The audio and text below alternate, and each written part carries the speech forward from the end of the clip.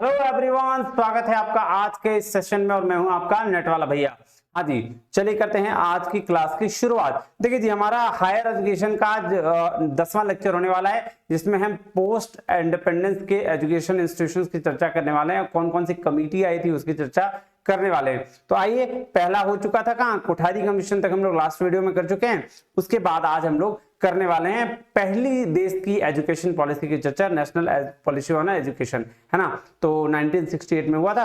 आइए उसकी चर्चा करते हैं, चलते हैं क्लास में। देखिए जी, तो सबसे बड़ी बात, सबसे पहला चीज क्या भैया, नेट वाला भैया का टेलीग्राम चैनल ज्वाइन कर लो, जहां पे आपको टेलीग्राम पे ये सारा पीडीएफ मिल जाएगा। और कोई दिक्कत हो तो व्हाट्सएप कर लो। चलो फिर अब चलते हैं 10 नंबर लेक्चर हायर एजुकेशन का। देखिए जी, अब ये नेशनल पॉलिसी ऑन एजुकेशन या नेशनल एजुकेशन पॉलिसी जो भी कह लीजिए, बात ऐसी है कि सारी चीजें हैं रटने वाली। क्योंकि अब देखो पॉलिसी में क्या क्या चीजें आती है, इसमें मैं क्या कर सकता हूँ, कुछ समझाने का चीज है नहीं। डेटा वाइज है, कैसे पॉलिसी आई थी ये बता दूंगा, किन्होंने ले आई थी यह बता दूंगा। धीरे धीरे करके नोट्स बनाइएगा और याद करते चले जाइएगा। बात समझ में आई जी सर।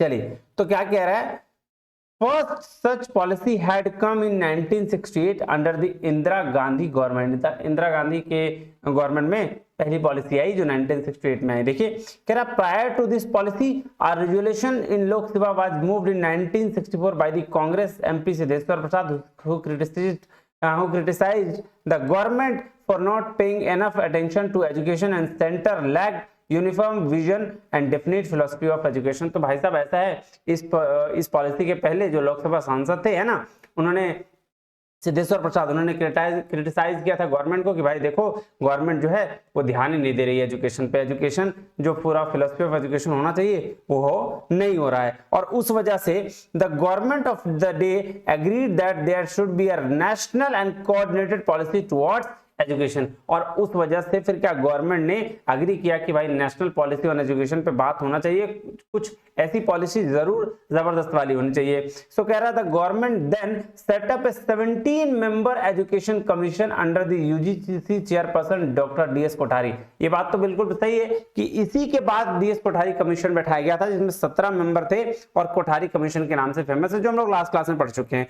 कह रहा on the basis of the recommendation of Kothari commission the first national education policy was released in 1960s। तो जो कोठारी कमीशन के रिकमेंडेशन थे ना, बस उसको फॉलो किया गया है और कुछ नहीं किया गया है। जितना कोठारी कमीशन के रिकमेंडेशन हमने लास्ट क्लास में देखा, वही रिकमेंडेशन को यहां फॉलो किया गया। कह रहा है this policy had called the national school system. इस पॉलिसी को क्या कहा गया, national school system, which mean, जिसका मतलब that all students irrespective of caste, सारा स्टूडेंट को caste, creed, sex would have access to education of a comparable quality up to a given level। तो बोल रहा है जाति, धर्म, कास्ट से उठ के, सेक्स से उठ के आप स्टूडेंट के लिए नेशनल स्कूल सिस्टम बनाया जाए, जिसमें एक सर्टेन लेवल तक सारे बच्चे पढ़ने आ सकें।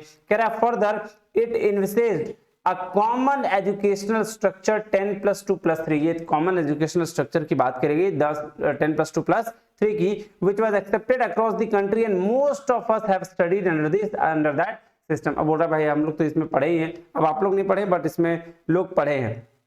कह रहा है it also advocate use mother tongue as a medium of teaching in early schools years. Another major call was strengthening the research in the universities. तो देखो, एक तो बात किसी की मीडियम ऑफ टीचिंग जो है वो मदर टंग में हो, और दूसरा रिसर्च इन यूनिवर्सिटीज की बात करेंगे। तो बाकी सारी चीजें जो आपका कोठारी कमीशन में था वही इनको यहाँ पे लाया गया। अब आते हैं नेशनल पॉलिसी एजुकेशन, ठीक है, 1986 ओवरव्यू, इसकी बात करते हैं। तो इसमें कुछ लिखा जाए क्या, आइए लिखते हैं। एनईपी 1986 सॉरी 68, पहले 68 पे कुछ चर्चा कर लेते हैं। 1968, आइए फिर हम लोग इस पे आगे काम करेंगे, है ना जी। तो चलिए, सबसे पहला क्या सर, सबसे पहले तो इंडिया का फर्स्ट पॉलिसी था, India's first policy on national. और क्या, और 10+2+ पैटर्न की बात की गई, स्ट्रक्चर की बात की गई नहीं, ये वाला बात था, ठीक है। इंदिरा गांधी गवर्नमेंट ने शुरू किया था इसको,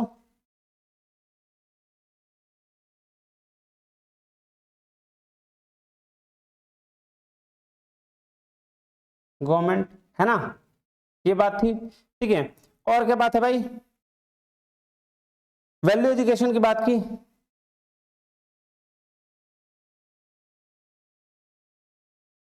नेशनल प्रोग्रेस, है ना, इसकी बात की, बस इतना ही इसमें था आई थिंक।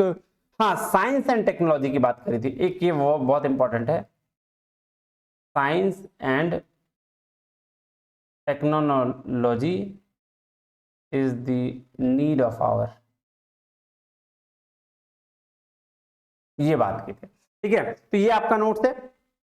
चलिए अब नेक्स्ट चले, 1986 में क्या हुआ था इसको देखें एक बारी सर, देखिए ना क्या कह रहा है, इन 1985, क्या कह रहा है, इन 1985 the government of India conducted A thorough examination of existing education system. तो जो एजुकेशन सिस्टम चल रहा था उसको अब क्या कराया, जो उस समय की गवर्नमेंट थी उन्होंने एक बार थॉरो एग्जामिनेशन करवाया। कह रहा है communicating the document challenge of education a policy perspective, ये ध्यान रखिएगा, वेरी वेरी इंपॉर्टेंट इस लाइन को, जो डॉक्यूमेंट का नाम दिया क्या, challenge of education A policy perspective. तो ये मेन एम था, है ना, मेन टाइटल था ये बेसिकली इस एजुकेशन पॉलिसी का। कह रहा था visionary national policy on education launched by former prime minister Rajiv Gandhi in May 1986। देखो पहला वाला जो था 1968 वो कौन, इंदिरा गांधी, और ये जो था ये प्राइम मिनिस्टर राजीव गांधी के द्वारा 1986 में कराया गया, aimed to equip India for the challenges of 21st century। तो भाई साहब क्यों किया गया था, ताकि 21st सेंचुरी में क्या क्या चैलेंजेस फेस करना पड़े उसके लिए तैयार किया जाए नई एजुकेशन पॉलिसी में। बात समझ में आई जी। कह रहा है क्या 10+2+3 का स्ट्रक्चर अपनाने की बात करी गई, early child care and education की बात करी गई, इक्वल अपॉर्चुनिटी फॉर ऑल, सभी के लिए इक्वल अपॉर्चुनिटी हो, minimum level of learning for the each stage of education, ये भी बात की गई, लाइफ लॉन्ग एजुकेशन की बात की गई, education for equality, removals for women illiteracy, women की इलिटरेट होने की बात कही भाई उसको हटाओ, खत्म करो, education for minorities, education of the handicap, universal enrolment and universal retention of up to 14 years of age. देखो ये यूनिवर्सल एनरोलमेंट की बात करी गई कि 14 साल के बच्चों तक को शिक्षा दी जानी चाहिए, चाइल्ड सेंटर अप्रोच अपनाने की बात करी गई, pace setting schools for talented children largely rural, technical और मैनेजमेंट एजुकेशन की बात भी की गई। अब देखिए जो हाइलाइट्स थे, जो मेन हाइलाइट है ना उसको देखते हैं। क्या कह रहा है NEP highlights, The national policy on education 1986 formulated by the government of India under the leadership of Prime Minister Rajiv Gandhi। The key highlights क्या है देखिएगा, क्या कह रहा है, Access, enrollment and retention all children up to the age of 14 year school। तो ये बात करना है 14 साल के बच्चों तक एक्सेस, एनरोलमेंट और रिटेंशन करना है। बात समझ में आई जी sir. Quality improvement of education की बात करी, by improving school environment, child centered and activity centered teaching methodology के द्वारा continuous evaluation throughout the year किया जाना चाहिए, ठीक है। Removal of physical punishment and controlling the practice of not failing the student in any class elementary school and arranging the essential facility primary school. तो भाई साहब यहाँ पे बात किया गया कि फिजिकल जो पनिशमेंट दिया जाता था उसको हटाया, अब प्रैक्टिस कराओ वहीं पे बच्चे को, एलिमेंट्री लेवल तक बहुत कम इसको पनिशमेंट करना है, और अरेंज क्या करना है, एसेंशियल फैसिलिटीज प्राइमरी स्कूल में आपको देना है। कह रहा है arranging non formal education for children, non formal education की बात करी गई, जो चिल्ड्रन के लिए देना है कि भाई दूर में जो बैठे बच्चे हैं वो पढ़ पाए, who left the schools in between, जो बीच में स्कूल छोड़ गए उसके लिए, आर और residing at place not having school, जो स्कूल नहीं जा रहे हैं उनके लिए आपका नॉन फॉर्मल एजुकेशन की बात करी गई, distance education. Setting up the Navodaya Vidyalaya was the another landmark in the history of education. हाँ, नवोदय विद्यालय को सेटअप की बात करी गई 1986 में। प्राइमरी स्कूल्स भी open remote areas, primary schools को ओपन करने की बात करी गई, इंक्लूडिंग आश्रम और residential school in tribal regions. Policy emphasise on inclusion of motor handicap children in the normal schools and arrangement of special school at district headquarters. तो बोल रहा भाई साहब जो स्पेशल हैंडीकैप चिल्ड्रन है उनके लिए सेम स्कूल में जगह दी गई और उसके लिए स्पेशल डिस्ट्रिक्ट हेडक्वार्टर में और स्पेशल अरेंजमेंट किया गया। National policy 96 proposed national system of education based on the structure, ये तो एक्सेप्ट किया स्ट्रक्चर को 10+2+3 को। सजेस्टेड दैट +2 स्टेज भी accepted as part of school education. ये सजेस्ट किया कि भाई जो +2 है 10+2 तक को स्कूल का एजुकेशन माना जाए थ्रू आउट दी कंट्री। कह रहा था policy had this important features like common school curriculum, minimum level of teaching, value education, role of media and education technology, work experience, emphasis on teaching on mathematics and science. तो इन सारे बातों पर ध्यान देने लगा। स्पोर्ट्स एंड फिजिकल एजुकेशन की बात करी गई, एजुकेशन फॉर इंटरनेशनल अंडरस्टैंडिंग की बात की जाने लगी। मतलब यहां से शुरुआत हुई है सारी चीज। Educational equal educational opportunities specially for women and reserve communities. तो ये बात है इक्वल एजुकेशनल अपॉर्चुनिटीज वुमेन के लिए और रिजर्व कम्युनिटीज के लिए बात की गई। From expending scholarship to the recruiting more teachers from the reserve categories and incentive for the poor families to send their children to the school regularly. तो बोल रहा भाई साहब यहाँ पे स्कॉलरशिप की बात की गई कि जो गरीब बच्चे हैं अगर वो स्कूल जाएंगे तो स्कॉलरशिप भी दिया जाएगा। Extended the open university system in the inauguration of Indira Gandhi national open university. देखो एक्सटेंड क्या क्या भाई इग्नू ओपन करने के लिए बात करी गई है ना।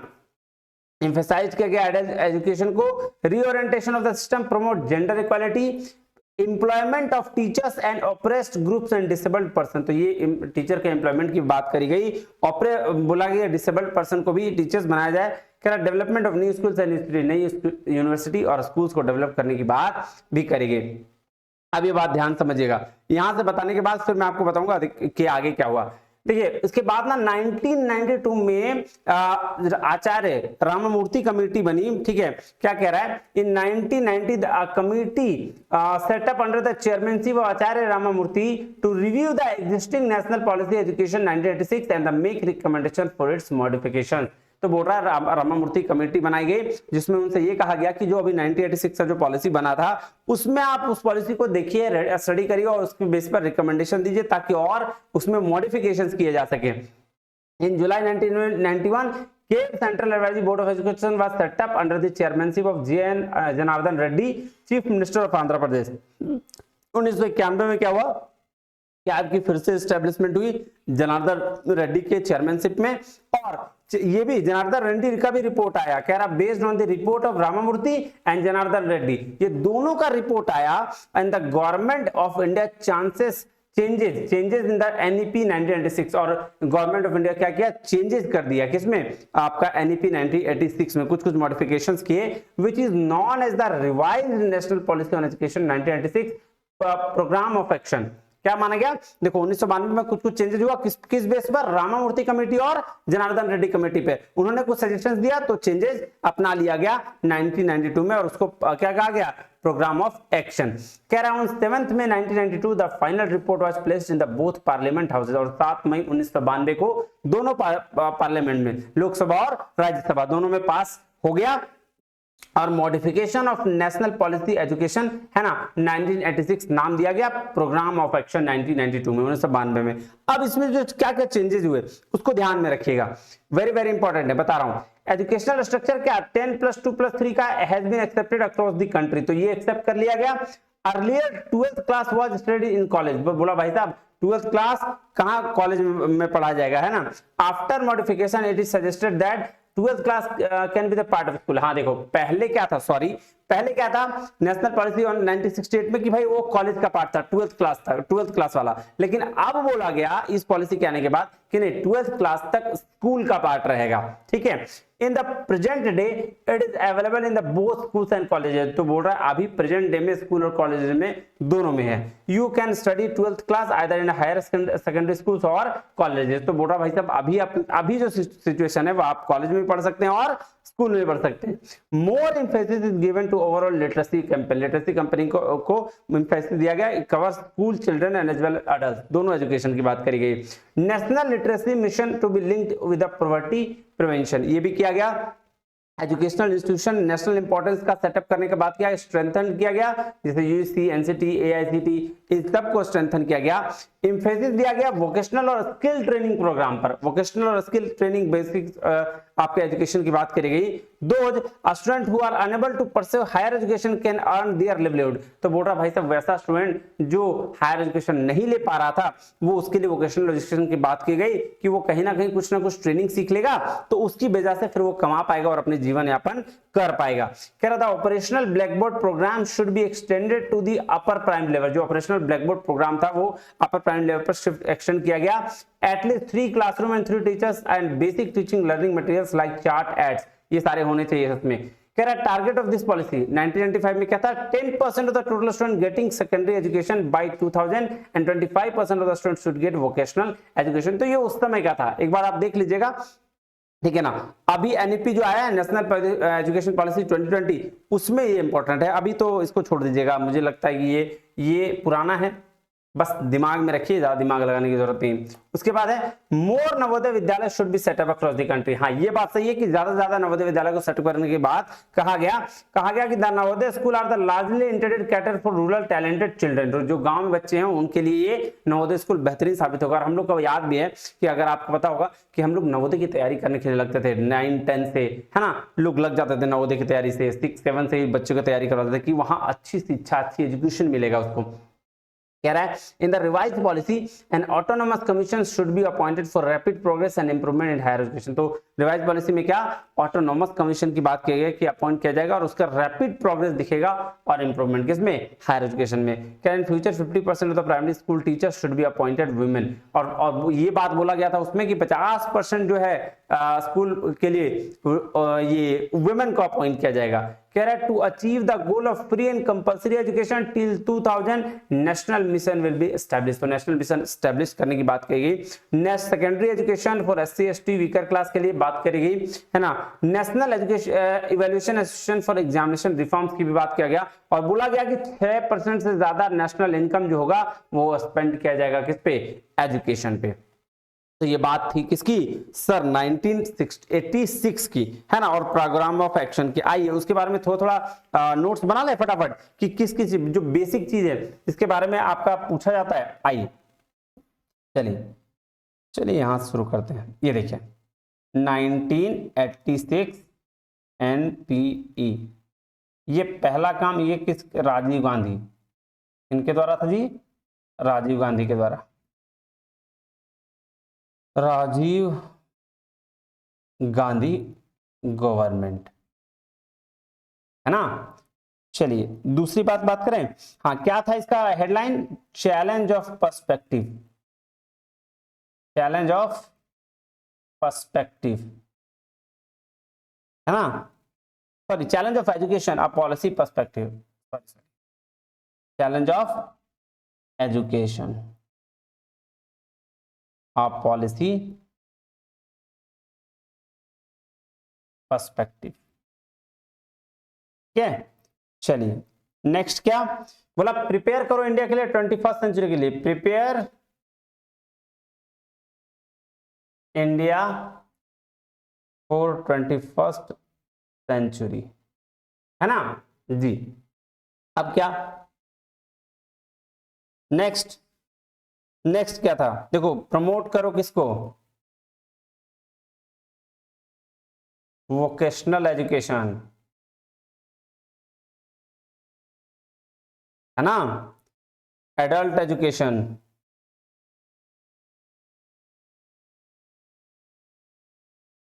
विमेन एजुकेशन, सबका,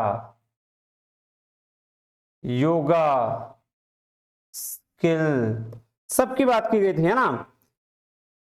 यहां अर्ली चाइल्ड केयर एजुकेशन की बात भी की गई थी और फिजिकली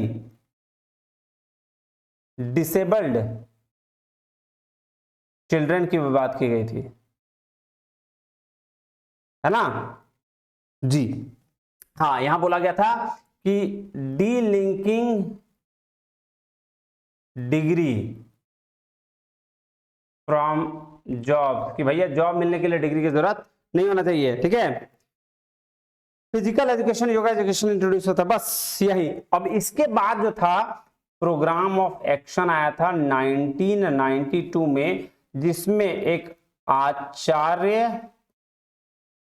रामामूर्ति कमिटी 1989 की एक रिपोर्ट आई थी और एक आया था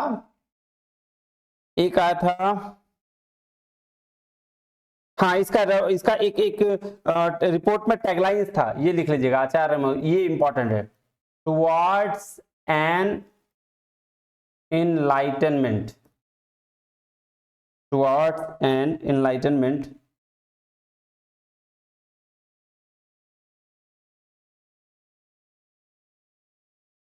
and human society, and human society। देखो ये पूछा जा सकता है, मैं बता रहा हूं आपको, ये ना इंपॉर्टेंट है, ये पूछा जा सकता है। तो एक तो आचार्य राममूर्ति की कमेटी थी, और एक जो कमेटी था इनकी, क्या नाम है, जनार्दन रेड्डी,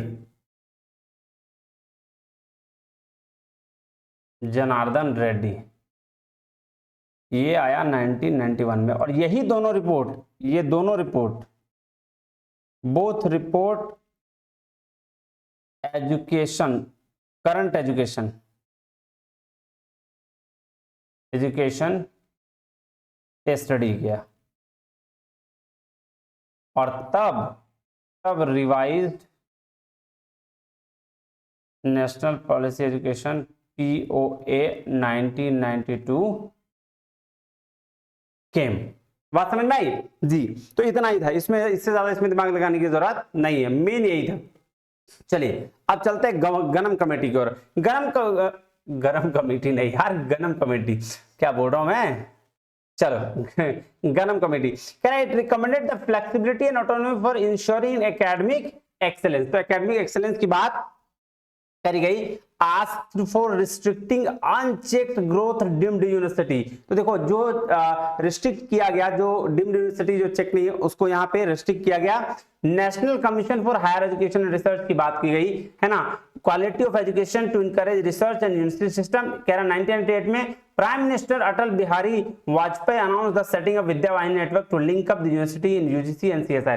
तो बोल रहा है देखो 1993 में गरम कमेटी आई, दो पर्पस, क्या कि फ्लेक्सिबिलिटी और ऑटोनॉमी लेके आना एकेडमिक एक्सेलेंस में, और दूसरा जो अनचेक्ड ग्रोथ रिस्ट्रिक्ट करना किसमें, डीम्ड यूनिवर्सिटी में। उसके बाद क्या हुआ, विद्या वाहिनी नेटवर्क को लिंक करने की बात की गई कि जो भी यूजीसी से और एआईसीटी से बेस्ट जो यूनिवर्सिटीज होंगी उसको लिंक किया जाएगा। और ये बात किन्होंने कहा, ये बात इन्होंने अटल बिहारी वाजपेयी ने कहा था। अब चलिए राइट टू एजुकेशन की बात करते हैं। राइट टू एजुकेशन में क्या बोला द कॉन्स्टिट्यूशन 86th अमेंडमेंट। सवाल पूछा गया है कितना अमेंडमेंट था राइट टू एजुकेशन, है ना। तो 86th amendment 2002 inserted article 21A के तहत in the constitution of India to provide free and compulsory education for all the children. तो क्या 86वां क्या संशोधन था, आर्टिकल 21A था, और किसके लिए, फ्री एंड कंपल्सरी एजुकेशन के लिए in the age of 6 to 14 years as a fundamental right. 6 से 14 साल के बच्चों को कहा गया कि भाई ये उसका फंडामेंटल राइट है, in such a manner as the state may by law determine.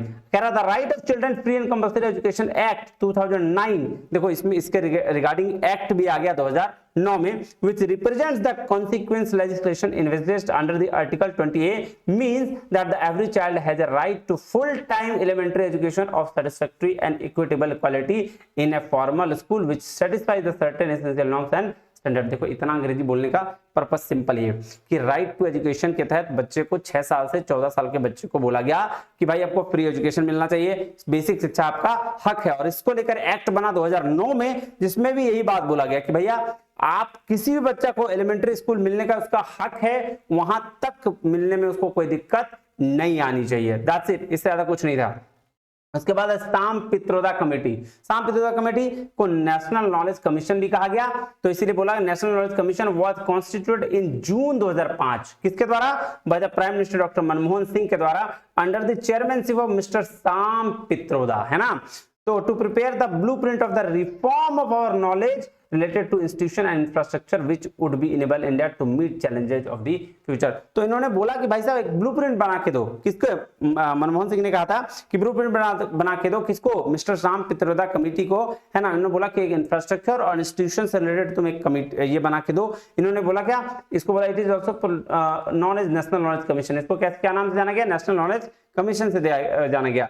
क्या बात बोली इन्होंने, देखिएगा क्या, it recommended restructuring of curricular to meet the demand of multidisciplinary professional and criteria based resource allocation to ensure maintenance of standards and strategic preferences to promote excellence in higher education. तो recommend किया कि restructure करना होगा वो सारे multidisciplinary professionals या criteria based जो resource हैं, ठीक है ना, वो सारे को आपको क्या करना पड़ेगा, रिस्ट्रक्चर करना पड़ेगा।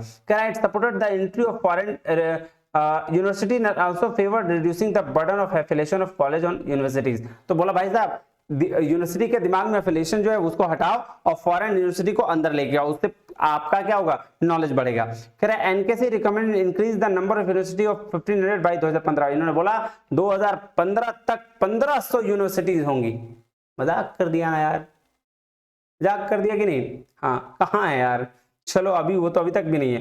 NKC has submitted recommendations on area such as right to education, library, language translation, portals and knowledge networks. तो ये बात इनके है। उसके बाद है यशपाल कमेटी, है ना, यशपाल कमेटी के भी रिकमेंडेशंस दिए गए। क्या क्या है आइए देखते हैं, ठीक है।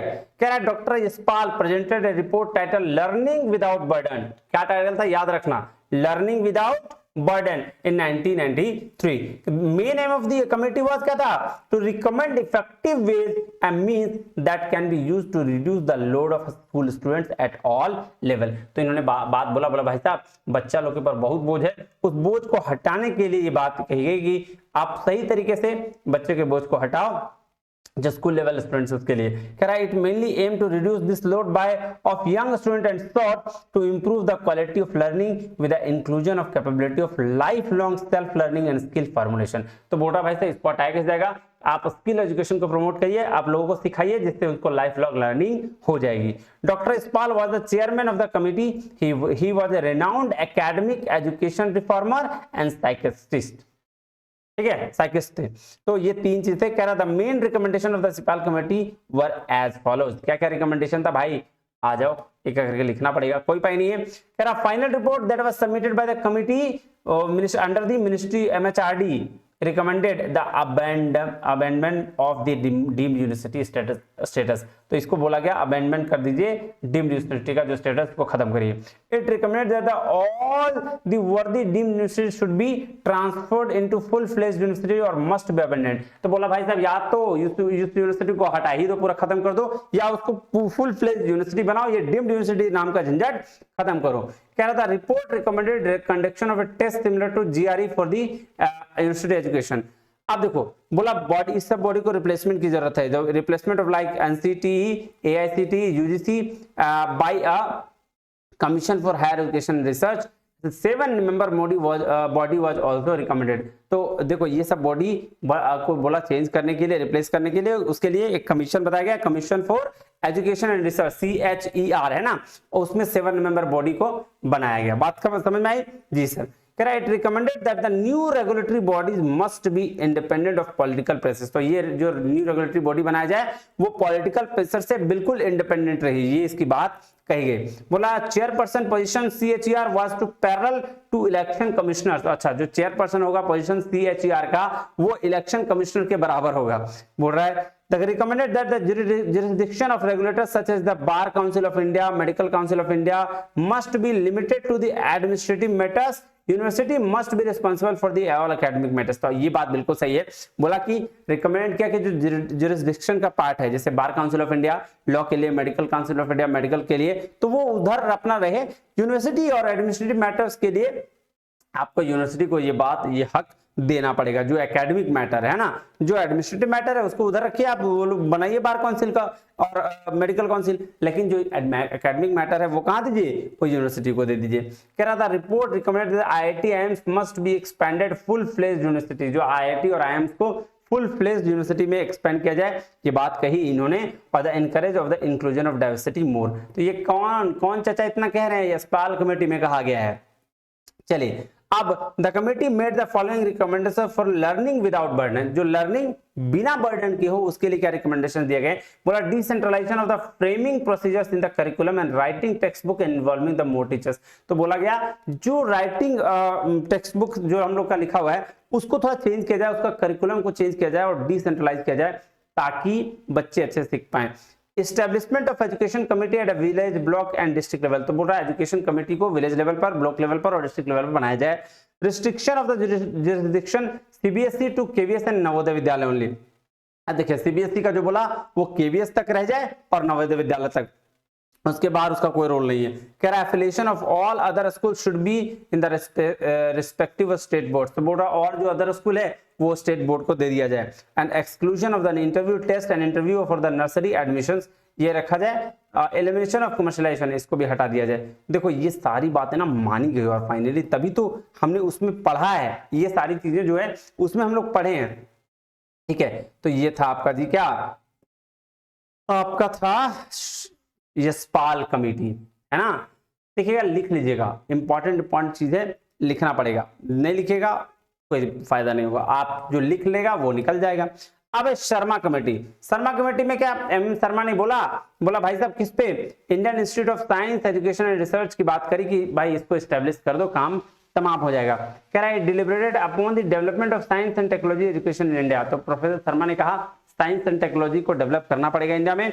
उन्होंने ये भी बोला कि कमेटी रिकमेंड की 500 करोड़ जो है स्पेंड करा जाना चाहिए बेसिक साइंस एवरी ईयर, हर साल 500 करोड़ खर्चा होना चाहिए किसके द्वारा, यूजीसी के द्वारा बेसिक साइंस पे। एक्सपेंशन ऑफ टेक्निकल एजुकेशन और क्वालिटी की बात की कि providing access affordability technical education का एक्सपेंशन भी बात किया, अफोर्डेबिलिटी की भी बात की, एक्सेस की भी बात की। ठीक है, चलिए अब टंडन कमेटी क्या बोला 2009 में, दो ही बात करा इसने, बोला 44 यूनिवर्सिटी को एबॉलिश खत्म कर दिया गया इसमें और रीजनेबल फी स्ट्रक्चर की बात की गई।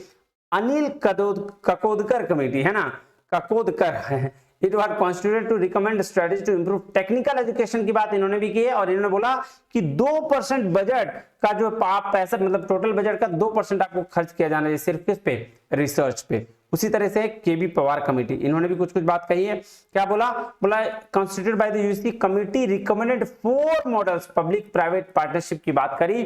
और ये जो केबी पवार कमेटी 4 डिफरेंट मॉडल्स है ना पीपी का, क्या क्या है, बोला बेसिक इंफ्रास्ट्रक्चर मॉडल होना चाहिए, आउटसोर्सिंग मॉडल होना चाहिए, इक्विटी मॉडल और रिजर्व आउटसोर्सिंग मॉडल होना चाहिए। वीवीआई है, इसको लिख लीजिएगा। चलिए नारायण मूर्ति कमेटी की बात करें जी सर, तो removing barriers to corporate participation, corporate का पार्टिसिपेशन जो हायर एजुकेशन में उसको बंद करो और improving gross enrolment ratio by over next 10 साल के अंदर 20% रेशियो बढ़ा देना चाहिए, किसका, ग्रॉस एनरोलमेंट रेशियो। अब सुब्रमण्यम कमेटी आई थी 2015 में 16 में, उसकी चर्चा करनी है, ये इंपॉर्टेंट कमेटी है, इस पर ध्यान दीजिएगा, पूछा जा सकता है सवाल। आइए कह रहा था committee of evolution in new education policy chair Mr. T.S.R. Subramaniam submitted its report on 7 May 2016. 2016 7 मई को इन्होंने रिपोर्ट सबमिट किया। The committee was constituted under the Ministry of Human Resource Development (MHRD) के तहत in October 2015. The report proposed an education policy which seeks to address challenges faced by the current education system. तो जो current education system में जो problem था उसको face के देखा गया और बोला इसको चेंज किया जाए। की features of the proposed policy are summarise. अब देखो यही बेस था ना, मेन बेस सुब्रमण्यम कमेटी था जो नेशनल एजुकेशन पॉलिसी बनी ना 2020 वाला, उसका बेस यहीं से आया है, ये बात ध्यान रखना। देखो ब्रॉड ऑब्जेक्टिव्स ऑफ एनईपी क्या, the proposed policy seeks to improve the quality and credibility of education by addressing implementation gap. देखो अर्ली चाइल्डहुड केयर एजुकेशन की बात यहां भी की गई, जिसमें कहा गया कि committee observe that the implementation of EC was inconsistent across state. बोला है ईसी तो पहले हम लोग शुरू में देखे थे ना, वहां पे कोठारी में भी देखे थे, उसके बाद भी देखे, लेकिन उसको स्टेट में अप्लाई नहीं किया गया। तो बोला कि need of all government school to have facilitated pre primary education, यहाँ पे एम्फसाइज करने की जरूरत पड़ी। बोला it recommended that ECCE children from 4 to 5 years age be declared as a right. तो भाई साहब ECE को बोला 4 से 5 साल तक बच्चों को डिक्लेयर उसका राइट कर देना चाहिए। This should be facilitate pre school education, इसको प्री स्कूल एजुकेशन में दिया चाहिए by the government institute of private sector until the children reach 6 years of age. तो बोल रहा है चाहे वो प्राइवेट सेक्टर में भी हो 6 साल के एज तक इसको ये शिक्षा देनी चाहिए। उसके बाद इसी में राइट टू एजुकेशन 2009 की बात भी की गई, स्कूल एग्जाम्स रिफॉर्म्स के बात किए गए, ठीक है ये बात। अब बोल रहा है the committee recommend that the policy detention should be upheld till only 11 years, this would reserve existing policy, no detention till class 8 14 years। तो 14 साल तक के बच्चों की शिक्षा की बात यहां भी की गई। टीचर मैनेजमेंट की बात की गई है ना, कि टीचर को मैनेजमेंट किया जाए और 4 साल के बीएड कोर्स करने के बाद ही टीचर को रिक्रूट किया जाए, है ना। और टीचर का लाइसेंस को 10 साल में रिन्यू कराया जाए, ये बात कही। और आईसीटी एजुकेशन की बात करी गई, वोकेशनल एजुकेशन की बात करी गई, अदर इंस्टीट्यूशनल रिकमेंडेशन की भी बात करी गई। ये देखो 3, all India education service, national higher education promotion management NHEPMA और नेशनल एक्रेडिटेशन बोर्ड NAB की बात करी गई। और लास्ट में थी डॉक्टर HR नगेंद्र कमेटी 2017 में, जो योगा एजुकेशन इन यूनिवर्सिटीज की बात कहा। इन्होंने बोला कि योगा एजुकेशन को कंपलसरी करना चाहिए।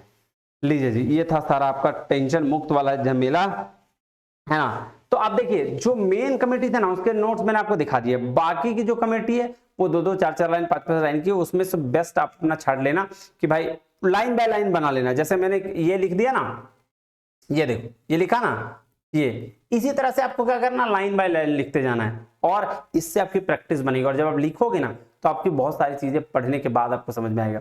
ठीक है जी। तो चलिए चलते हैं, मिलते हैं अगले वीडियो में, तब तक के लिए बहुत बहुत धन्यवाद। Thank you very much. जय हिंद।